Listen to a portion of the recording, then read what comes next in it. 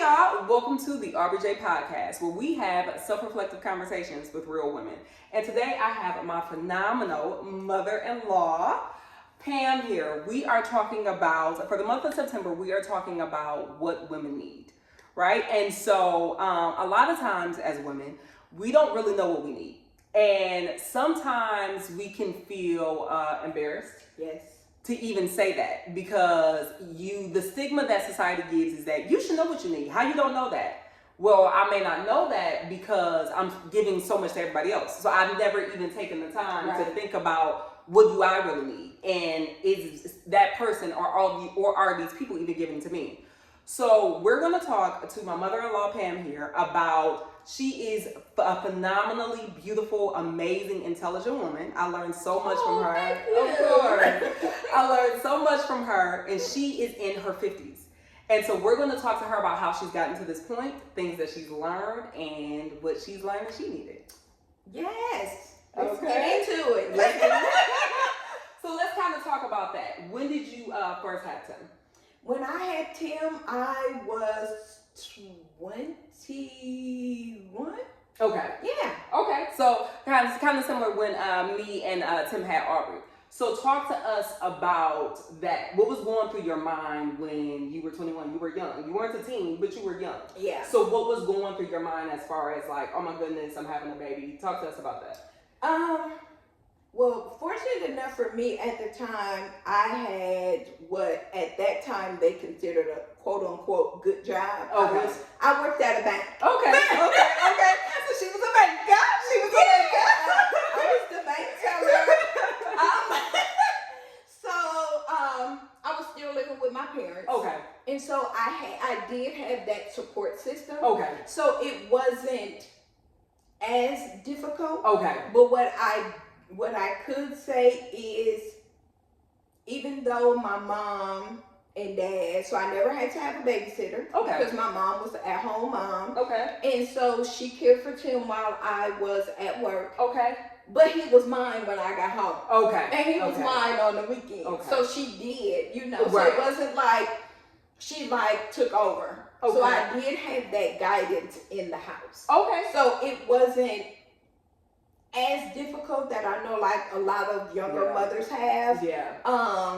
Because I did have that support. Right, system. which is a blessing that Yes, you had it that support, was. because it truly does take a village to raise your kids. It can't just be all on this one woman or this one man. It truly does take a village. So talk to me about going through some of the needs with that. You were a young mom, you're taking care of him.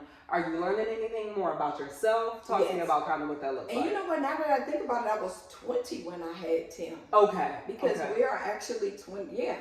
Okay. And so, I'm sorry, repeat your question It's again. okay. That just hit me again. So tell me more about like your dynamic of what's going on through your mind. What have you realized that you're learning about yourself as you being this mom, and you're like, okay, I'm coming in from work, I got to take care of this little boy. What are you learning? I am learning to look past just what I needed or Ooh. what I wanted to do at that time. Okay. Like so you got to think, okay, so back at that time, the age to like go out and do all of that kind of stuff, it was 21. Okay. So at this point you're sacrificing. Yeah. Okay. So I turned 21. Okay. But my son's about to turn 1. Okay. So I have, family and friends that are about to, they can go out, they can do this, they can do that. And I got to take care of this baby. yeah. Right. So, the weekend's coming and everybody's finna go out and they finna do this and they finna do that. And my mom was like, girl, you got a baby. Where you going? Where you doing this? And you like, she did, of course, there were times where things would come up and she would keep them, but it wasn't no staying out all night and doing all of this. But, so I guess the one thing I learned at that time was that even though you are young and you're having a child, you can still have a life. You just have to learn how to do things in moderation. You have to be able to say, okay, yes, yes, I can do this, but I have to be in the right state of mind when I get home, because I still got to take care of my child. I still got to get up and go to work. I still got to do all of that. And so it wasn't until later on, where they were of age, where they could stay at home and they could do whatever, where I really truly got to experience going out and doing, you know, and going on trips and doing all of that. But for me, during that time, it pretty much was going to work, taking care of Timothy. Going to work, taking care of Timothy. Then I had Jason. So then it was, well, and who's 2 years. Right. You know, he's so now 2 years difference. So yeah. 23. Yeah. Okay. So do you feel like, because I feel like a lot of women, especially to some of the moms, do you feel like that you started to lose yourself in being a mom at some point in any of that? I think because of the people that I could say I had around me, I didn't like completely. Okay, which is a blessing. Yeah, I didn't completely lose myself. Because, you know, I have nieces and nephews that's my age. So I had, my sister at that time, of course, was like 19 years older than me. Okay. But she was still lively and she was still doing stuff. So it still was where she would be like, well, hey, I'll take them, you know, go do this. You should do this. So I still was allowed to have a life outside of my kids, as long as I was taking care of my kids. I was still able to have some sort of life outside of them. Right. Yeah. Which I think is so important, though, to acknowledge that, because being a mom is a lot. Oh, most definitely. It's a lot. And so with it being so much, you have to have, like we just said, you have to have that village. And you have to be part of our village for taking care of Aubrey, because you will lose yourself within that role, because in our minds, our babies are everything. Yeah. And so if they're not okay, then our world isn't okay. Yeah.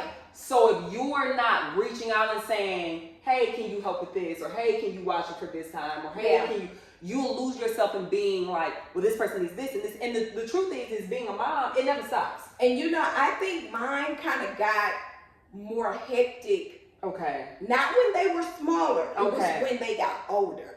Okay. Because so it was like when they got into, like, okay, so they did play sports in elementary school. Okay. But that was more of like a weekend thing. Okay. But then when they got middle school and high school, they were involved in sports. Okay. And so I didn't want to stop them from doing that. Okay. And then, but they played sports. They were on leagues in the summer. Okay. They were on the high school team. Okay. They were on the middle school team. Okay. So then it turned into, but the good thing about it was, I guess it didn't bother me that much because I was always into sports. Okay. You know, so I didn't, like another extension of what you like. So and I was a true basketball fan, so it didn't bother me. Right. But it did go from, I would get off work, we would grab them, we would go to the game, we would go get something to eat, we would go home, they would do their homework, and then we would do it all over the next day. And there were times where we did this and we didn't have a car. So we would be on the bus. But they still didn't miss a game. They still didn't miss practice. Then they got to high school. Come on, mama. Because well, she gonna figure it out, ain't she, y'all? Okay. And then when they got to high school, Timothy switched to track. Okay. So now we got two different sports. Okay. Whereas so now we got two different sports. Okay. And at certain times of the year, track and basketball overlap. Okay. So we would be, Jason got a game Saturday, Timothy got a track meet Saturday. Okay. So now I'm looking at the schedules. Okay, Jason works at this time. Timothy's running the 400. The 400's not going to be at this till this time. So I'm going to go to Jason's game. Then after Jason's game, we're going to jump. Now Timothy is at the field and Jason's at the gym. But then now I got to leave the gym to go to the track meet. Timothy run his race. I got to get back in the car and then I got to go back over here and grab Jay. But it didn't actually, honestly, I could say during that time, I did not feel like I was losing myself. I didn't feel like, oh my God, I can't believe I got to do this again, or I got to do this, because I had fun. Okay. It was fun to me. I loved. I watch track and field now because of Tim. Right. You know, he would have me. You were able to create a bond through him doing that. Yes. Okay. So do you feel as if, so it was mainly you doing this, do you feel like their dads were stepping up and helping you some, or do you mainly feel like it was you? You know what, I can say, when it came to like the practices and different stuff like that, it was mainly me. Okay. But they did show up to the games. Okay. So we would have, and people that I talk to always think this is weird, because a lot of people don't know how to, you know, effectively co-parent and everybody get along. But we would go to games on Saturdays, and Jason's dad would be there. Timothy's dad would be there. All the siblings from both sides would be there, you know, and people used to be like, all of y'all there together? And it's like, yeah, because we all here for the kids. Okay, so let's pause there. You were saying how you were able to do that and just co-parent in that way. Yeah. Tell me why you think, truly, why do you think women struggle doing that? What do you think, where do you think that comes from? I think some of it comes from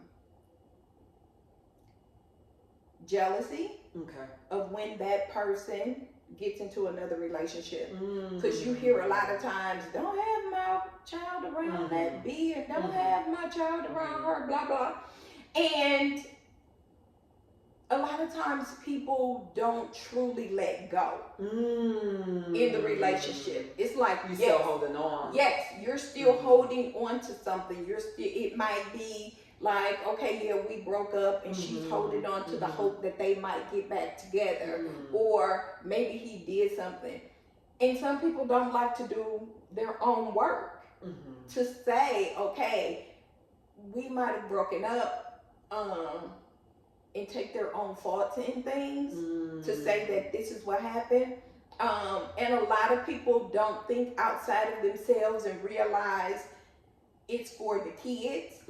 There may have been times where I didn't feel like seeing either one of their daddies, but it was for the kids. Yeah. It was for the kids. And you have to realize that at the end of the day, it's only affecting the child.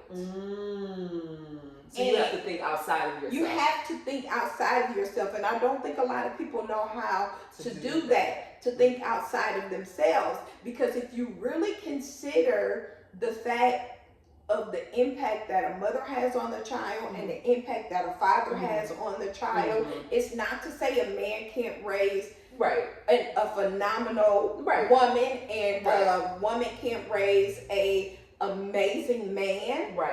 But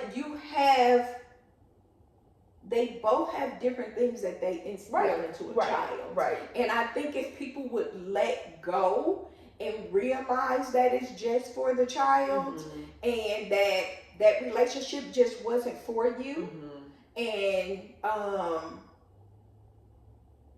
not to think that outside sources is here to harm your child, and so many younger people, I think, to me these days, they have a lot of toxic influence when it comes to like, you know, some people can't realize TV is just entertainment. They take social media is just social media, it's just entertainment. And they take a lot of those things and they really, truly instill them in their lives. And it makes it hard for them to deal with real life situations when real life situations come about. And we can't always think that I know what's best for my child. I know.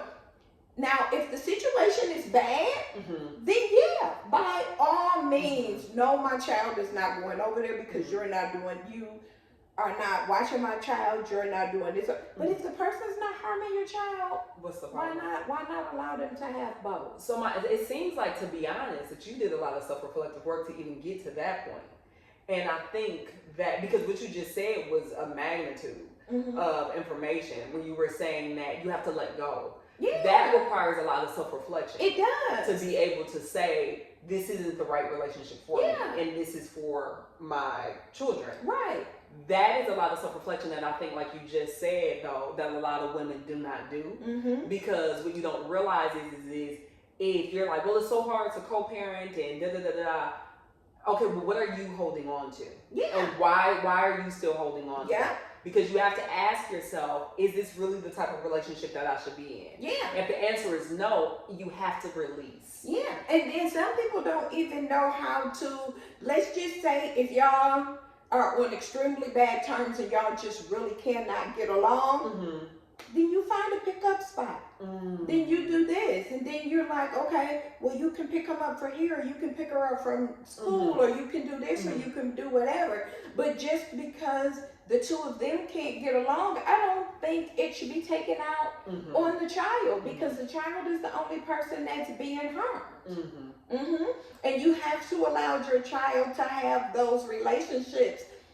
Let's say that their mother or father or whatever had outside children, you know, Mm-hmm. or I'll say they got into another relationship Mm-hmm. and they had children. Mm-hmm. You have to allow them to have relationships, Mm-hmm. because both Timothy and Jason has siblings on each Mm-hmm. side, but you cannot tell them they not all brother and sister. Right.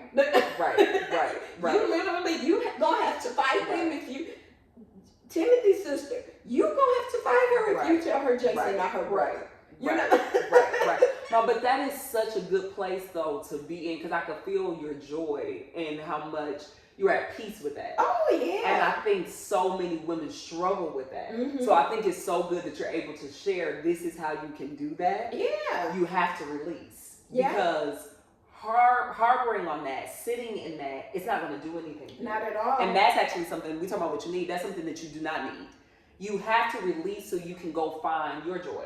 Yeah. And go find the things that bring you happiness. Yeah. And being able to be there for your children. Because what we always say, y'all, in our community is that you can't give your children happiness if you're not owning it. Right. You have to own that so you can give that. And because a lot of times, as moms, we do carry so much, you'll realize that, oh, I seem so agitated, or I seem so that it's because there's some type of unhappiness there. Yeah. You have to heal first for you to be able to show up as a better mom, Yeah, as a you better sure spouse, do. as a You better, sure do. you get what I mean? Yeah. So you have to first, like you just said, you have to release that. You have to Yeah. self-reflect, and you have to release and ask yourself, is this something that's for me? So you're saying that you're here, and you're saying that you're like at their events and everything like that, Mhm. and you're like, okay, they're dating other people. How does dating look like for you? As you being a mom, what does that look like? How are you able to fit that into your schedule when you're having two boys? And how did they take that with you dating? You know, after I wasn't with their dads, Mhm. we were living on our own, just the three of us. Mhm. And I'll never forget this. I did date someone. Okay. There were people that I dated that they never saw, Right. because everybody didn't need to meet them. Right. You know, if you Right. weren't at a certain aspect, they didn't need to meet them. Right. And there was one situation. I did the guy did end up living with us because we had been together. They had known him or whatever. That didn't work out. Of course, he had to go. Mm-hmm. But after that situation, something that they said to me, and I think sometimes we as adults or parents don't listen to our kids.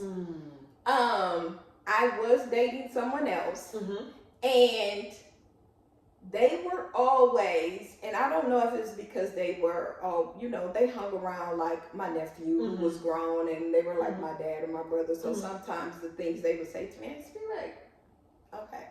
But they said something to me one time, and it never happened. That person, I only had one person live with us. Okay. But they said to me, I had asked them about somebody, and they were like, they mentioned they didn't want anyone else to live with us. And so after that day, after they said that, granted I wasn't about to let nobody else live with us. But that stuck out either way. But it still was. But what they have always said to me, even when they were like in high school or whatever, before they went to college or whatever, their thing was they really don't care as long as the person's nice to me and they don't think they finna come in running stuff. That's what their whole thing was. But yeah, so I think a lot of times when we as women or even men, when you're dating, you have to consider your kids, especially if they're younger.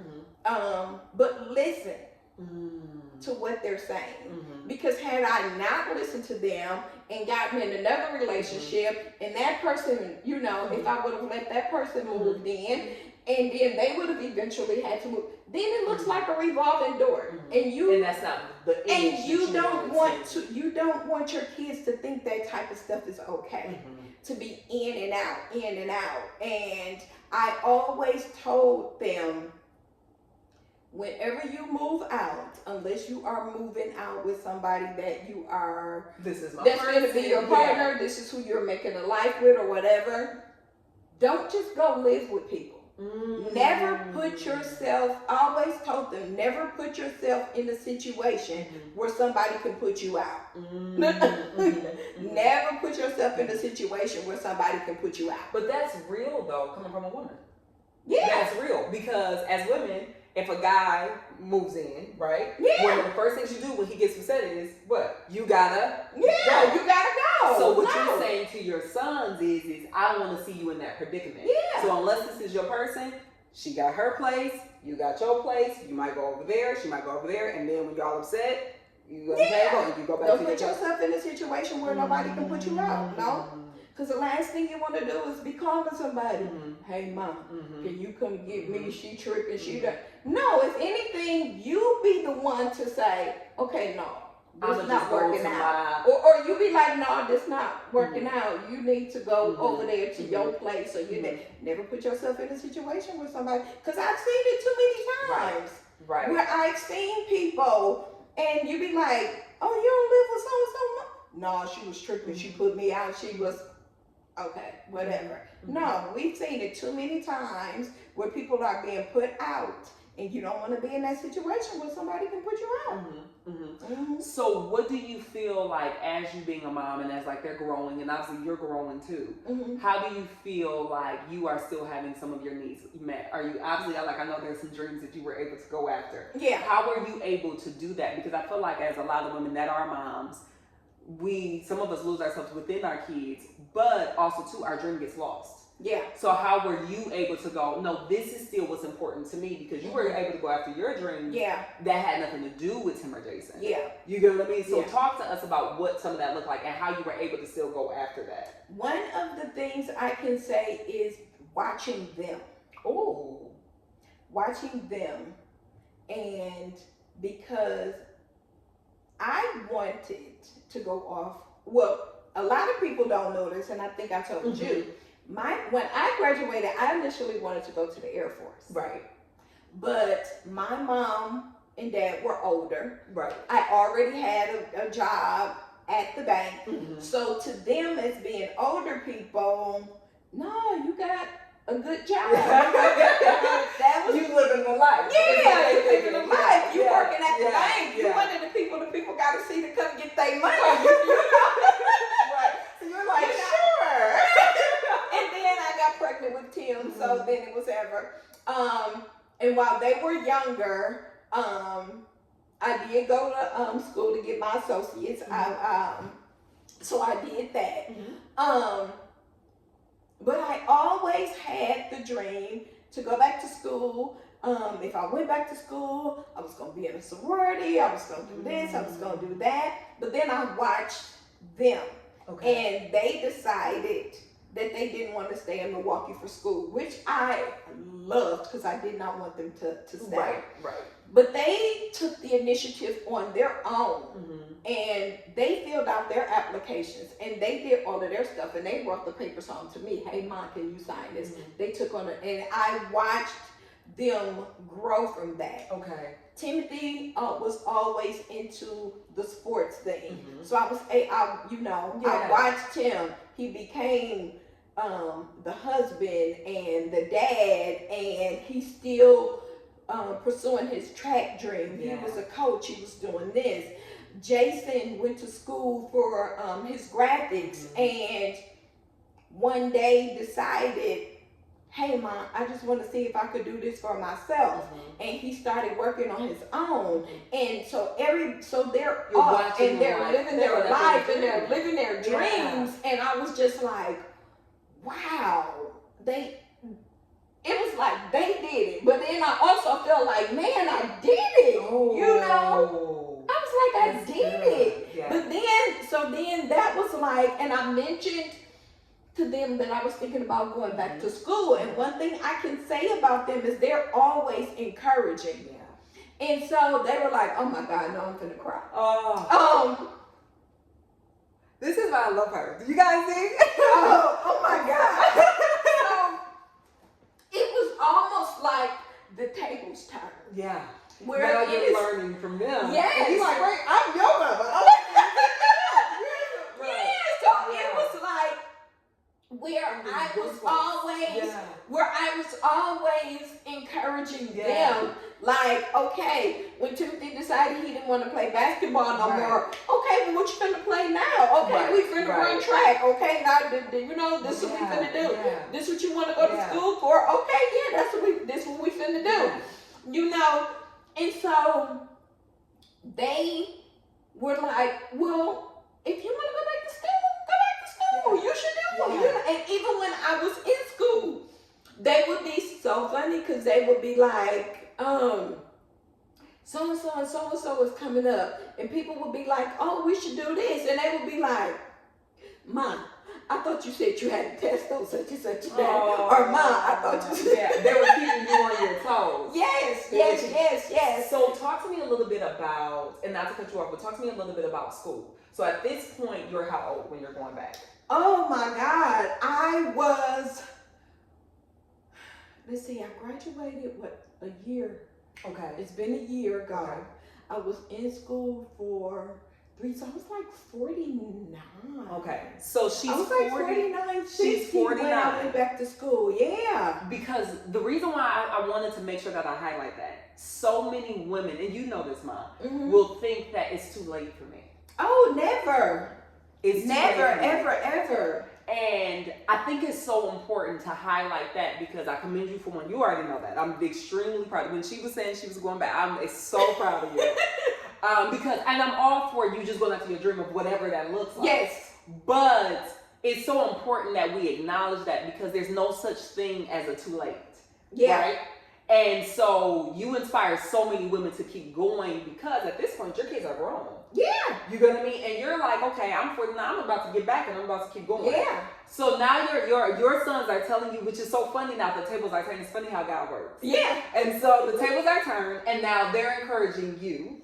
And they're able to do that, let's be honest, because you poured that into them. Yeah. And so kids are able to, they speak out what was poured into them. Yeah. So because you poured that into them, now they're mimicking you. Yeah. So now they're mimicking you and now what's going on. So you're like, okay. So I went ahead and I signed up. Yeah.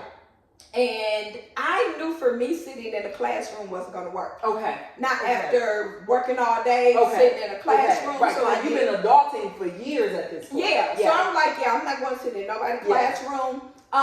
So I signed up. Yeah. I went to, and so I decided to go online. Okay. And so it was fun because I was like, oh no, I got to go get me a new laptop. I gotta go get a MacBook. I gotta do this. Yeah. Jason's finding websites for me. He was like, Mom, go to this website. They have because you don't need all of that. Go on this website. He helped me find that. He helped me do whatever. And so there were moments where it was difficult. Right. Because I would be like, I don't feel like doing no homework today. I just want to go. I just want to go do this. I just want to go do that. And then, so what I would do is, the program that I was in was like an accelerated program. Okay. So there were no breaks between semesters. You would end a class on Sunday and start a new class on Monday. Wow, okay. Okay. So you're like, okay, I cannot breathe, but it's all right. We just gonna keep on going because I gotta graduate. That's what you would end a class. You would end a class on Sunday and start a new class on Monday. Okay. So what I would do so that wasn't like my take up all of my time. Yeah. Is I would when I would get my syllabus for the class. Okay. It was like, okay, I need to. We have to have this project done by this day. We have to. So I would do a little bit at a time. Okay. A little bit at a time, so that I would have some free time. Okay. You know, to get out and do stuff, whatever. Still taking care of you. Yeah. Right. So I would have times where if I just had a day where I just wanted to get off of work and not do nothing, right, I could do that. Right. Because I could take off today because I put enough in there. So that helped me with my, one thing I can say school did for me was help me with my time management. Good self-reflection. Yeah. Mm-hmm. Because if I would not have sat and thought about a lot of the stuff, that would have, I know me. Sometimes I could be a procrastinator. Okay. Okay. So that helps you with that discipline in that way. Sometimes I could be a procrastinator, but I realized if I was a procrastinator in this stuff, I'm not going to be able to do nothing else because that's going to take up all my time. That's going to do all of this. And Jason used to laugh when he would come to my house because I never thought this of myself until he said it. I was taking a math test. But you could do it as many times as you wanted until up to the due date. So if you wanted to start it early and try it. And I didn't like my score. And I was like, he was like, oh, what you get this time? I was like, I think I got like an 87 on it. And he was like, oh, that's good. I was like, but I don't like that. I'm doing it again. And then the next time I got a like 90 something. And he was like, Ma, you are such a dork. He was like, you are such a nerd. He was like, do you know how finished I would have been? He would have been like, I passed. All right, we passed. Wrap it on up. Wrap it on up. She like, no, I could be better. You look for that personal gratification. I'm going to be better. You are better than this. He was like, Ma, you are such a nerd. He was like, but you always been a nerd. Yeah. But now this time is about you. Yes. So school was about you because at this point, y'all, they're grown. So not saying that it's not about them, but they're grown. This is about you and what you need. Okay. Yes. So that was one thing that I did. So I did that, and right as I was getting ready to graduate, because before this was while I was pregnant with Jason, I reconnected with a friend. Okay. And at that time, she was in college. Okay. And she was,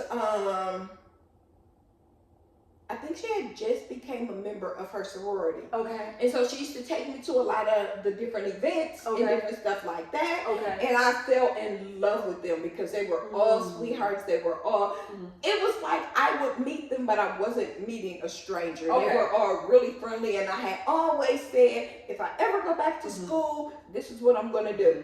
So right as I want to say I only had maybe a month or two of school left. And a friend of mine who was already in the sorority let me know that they were about to start accepting new members. Okay. And so I went and I got to meet all of them, and so I was like, okay, so how am I going to do this? I'm still in school. I'm still, we had classes that, classes that we had to take and still do but I graduated and then I went full force with that. And at first I was going to put it off until I moved here, until I moved to Texas. Okay. But then I was like, I talked to, the chapter president at the time, and she was like, oh no, if you're not moving until such and such a date, you'll be finished by then.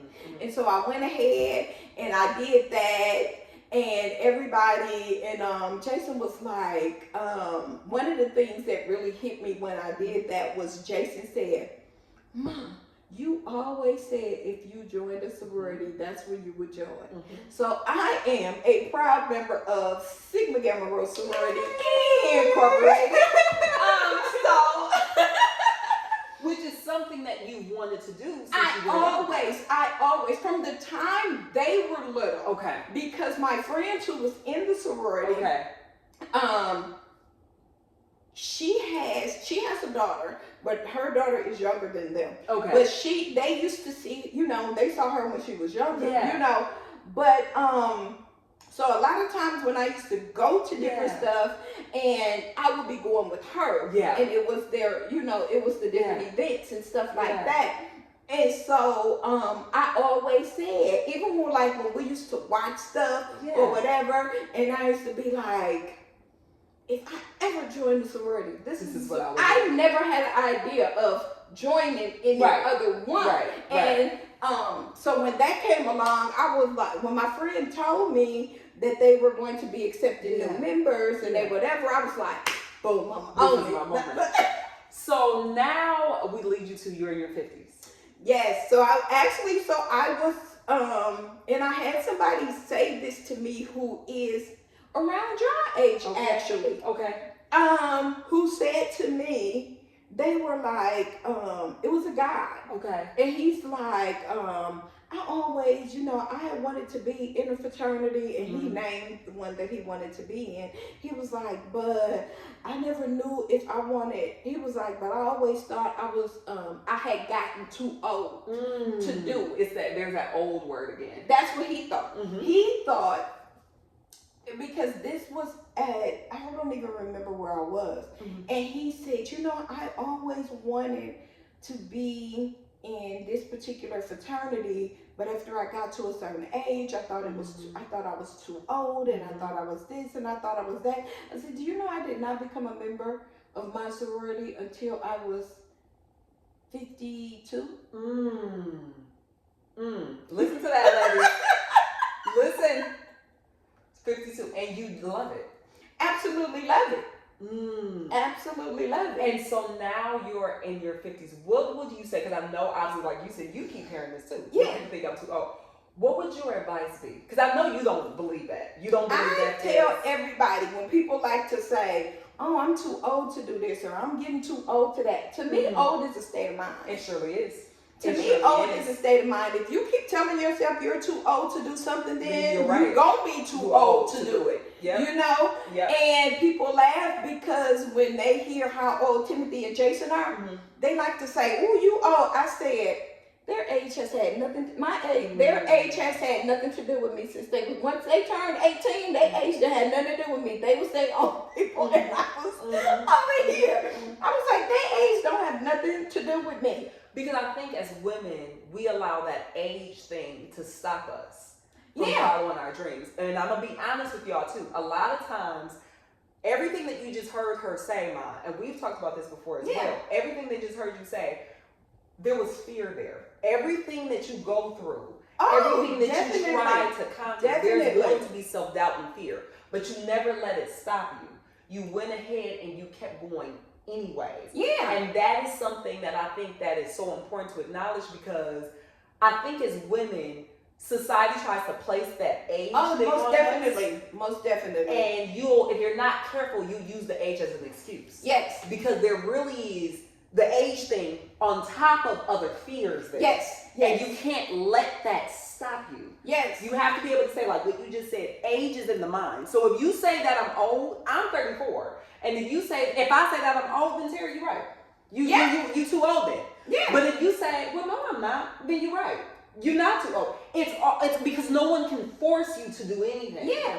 You get what I mean? Yeah. But at any time though that you're going after something new, it's going to be fear. Yes, but you have to learn to use that fear as a fuel to push you forward. Because if you don't, you're going to forever be stuck, and you're always going to be looking at everybody else and be like, well, everybody's passing me by. Yes, and another thing, you cannot be. A lot of people don't move because they're afraid of failure, and you cannot be afraid of failure, because I've tried things that I thought I wanted to do, and then I started and I was like, I don't want to do this no more. Or you try something else and you're like, I don't want to do this. Right. Okay, as long as you gave it a shot. Yeah. Then if you don't want to do it no more, fine, don't do it. But don't let the fear of failure stop you from doing something. You know, people always ask me when I first was getting ready to move down here. I always wanted to move from the time Timothy and Jason were in elementary school. But they did not want to move. They wanted to stay in Milwaukee with my parents and, you know, their other grandparents and siblings and family members and things. And so after then, you know, I took care of mom until mom passed. But I always told people, and my best friend said this the other day, I always told people, as my mom got older, I said, of course I don't want anything to happen to my mom. I said, but if anything ever happens to her, I'm gone. I'm out of here. Because that's where your heart was. And they was like, you gonna live? I was like, yeah, I have every single intention of getting out of here. But then I stayed a little bit longer because I didn't want to be moving and doing school at the same time. So I waited until I finished that.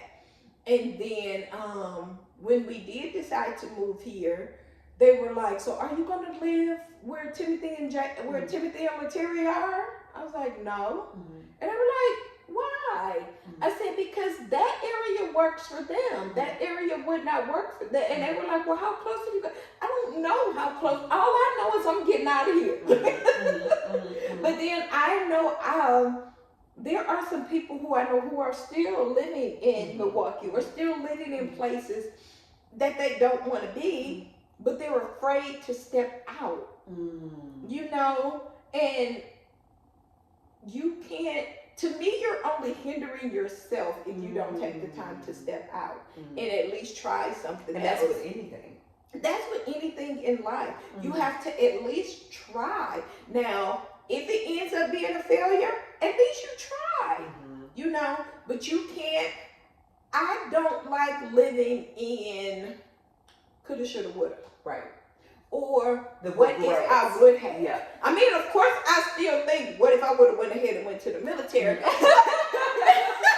We're going to go and leave that one alone. We leave that one alone. Because Jason always be like, no, because I would have been. Jason said to me one day, he was like, no, because I probably would have been somebody else's child if you would have went.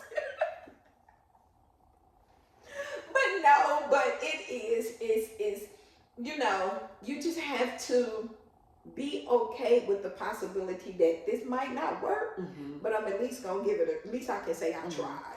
And what I want to acknowledge with you too, and I don't even know if you've ever even realized this though, that how much your confidence has grown, because just you talking to me about where you were in your 20s. Oh yeah. And how you were like, okay, well my parents said that this is a good job, so okay, I'm gonna do this.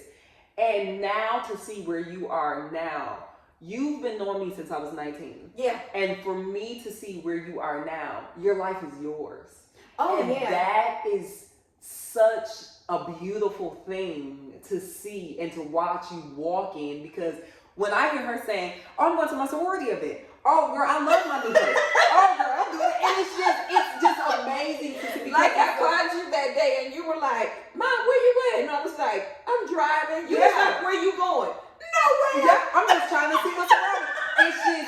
It's so amazing because so many women don't do that. Yeah. They don't do that. So that's extremely inspiring. Oh, thank you. That is so inspiring. And I hope that you know that. And maybe you didn't even, because you know sometimes when you and yourself, you're like, I didn't even realize that. But that's so inspiring. And so many women, now they'll be able to hear your story. But so many women need to hear your story. Because if not, I think a lot of times, you know I say this all the time, I think a lot of times, ladies, we see a woman in her glory, but you don't know what it took for her to get there. You just see this ending result. You don't know that I once upon a time I was a young mom and I did this and I did this and I was like, oh my goodness, they inspire me. You miss all of those chapters and you just see, well, she's in a sorority. She has her degree. She lives in right. But once upon a time, I wasn't this Pam. Yeah. You had to know that Pam to see me get to this Pam. Yeah. So and I was talking to one of my best friends one day. We have been friends since I met Frank when I was a sophomore in high school. Okay. And we've been friends. From the day he walked in my classroom, we were like brother and sister. Okay. And so we've been best friends this entire time.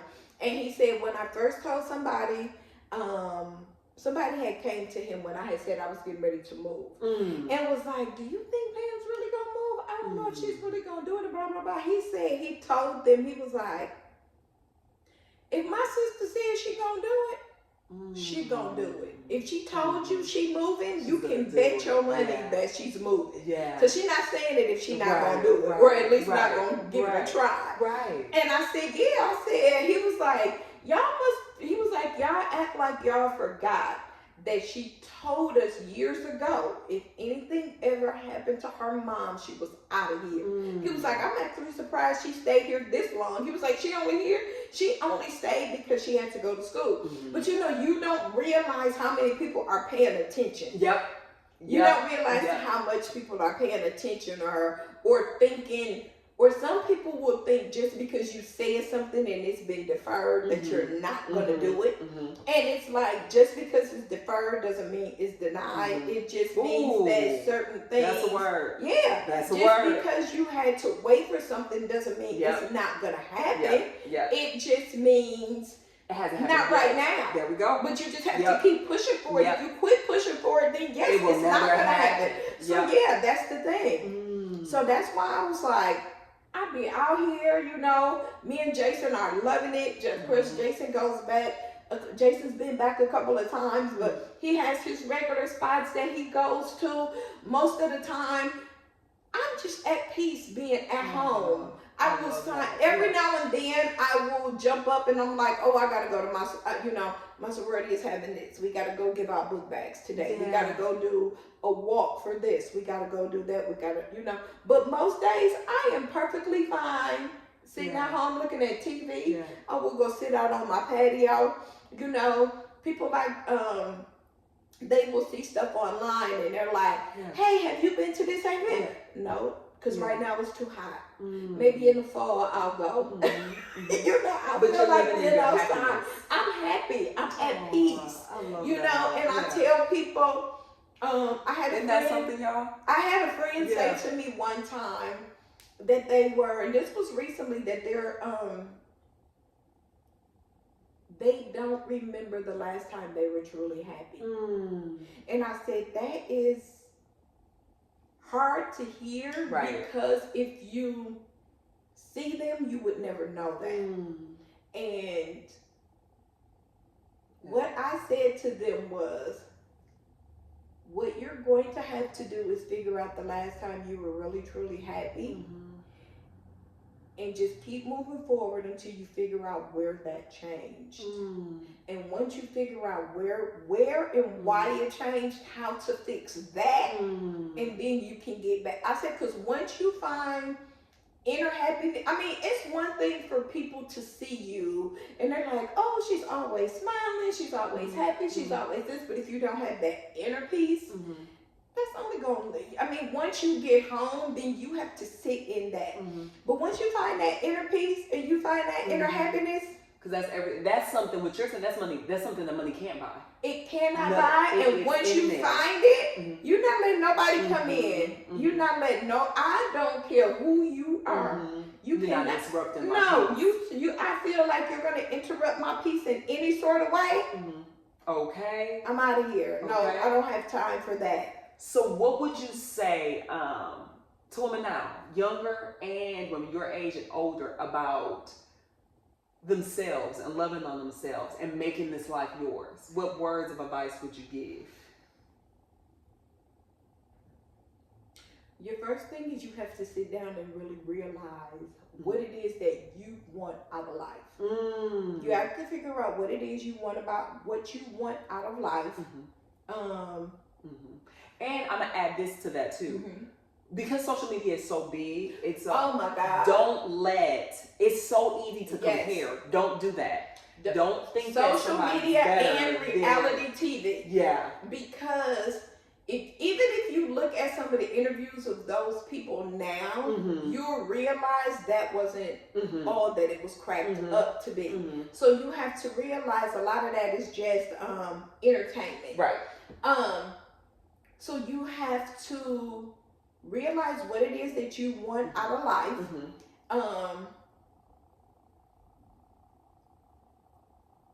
Take the time to research the steps of what it takes to get there. So you're not going in so blindsided. Right. You have to research what steps it's going to take to get there.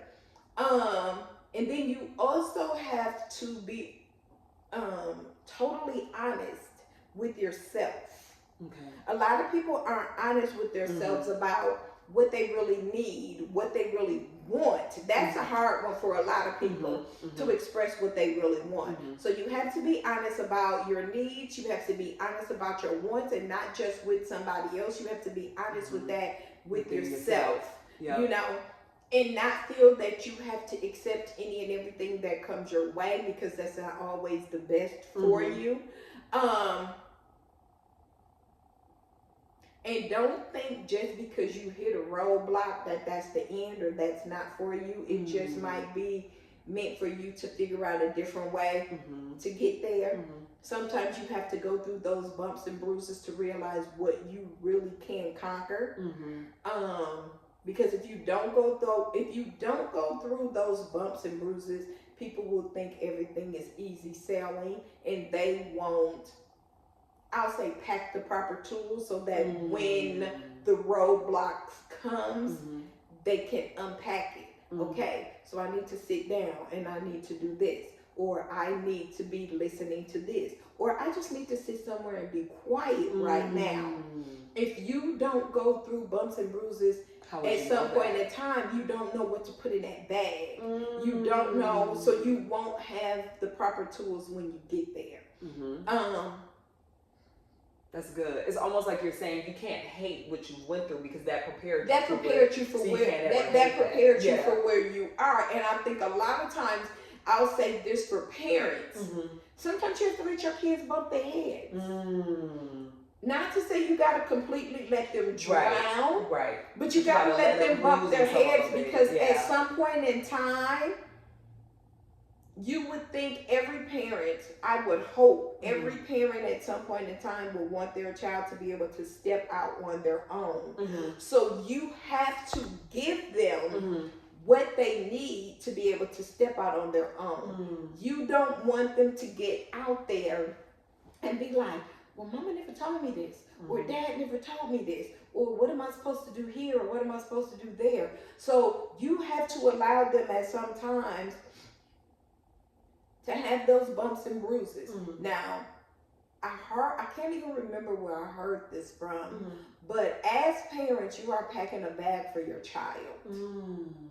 And you have to be mindful of what you're putting in that. And this goes back to learning how to co-parent and doing this.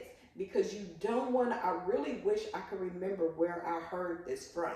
But as your child is growing, if you're dealing with a lot of toxic relationships and all of this, that's what you're putting in their bag. If you're dealing with a lot of brokenness and that's all you're passing off to them, that's what they're putting in their bag. So when they get older, that's the only thing they got to pull from. Which is why I said you encouraged them so much, they were able to give it back. They were able to, that's what they had in their bag. Exactly. And so as young women, you have to be mindful of the things that you do.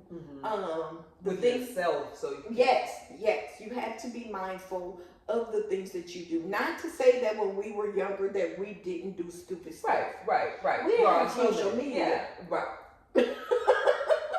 Not to say we know that we did stupid stuff. We know that. But then you also have to be mindful of the image that you are portraying to other people. There is a young lady, and she, as young women, I'll say, I'm not going to pinpoint it on any one particular person, but you see a lot of times where young women, or even grown women for that matter right now, they're all on social media and everything is hanging out and everything is a twerk video and everything is this and that. And then when somebody approach you, well, why he say that to me, or why he do that to me, or why? Because that's the image you're giving off, boo-boo. You're not, not to say that it's okay for him to do that, because by no means is that okay, but you also have to be mindful of what you're putting out there. So as you grow, you just have to continue to pull from what's inside of you. You have to always, and then if you have kids, you have to think, how is this going to affect my child? How is this going to affect my image?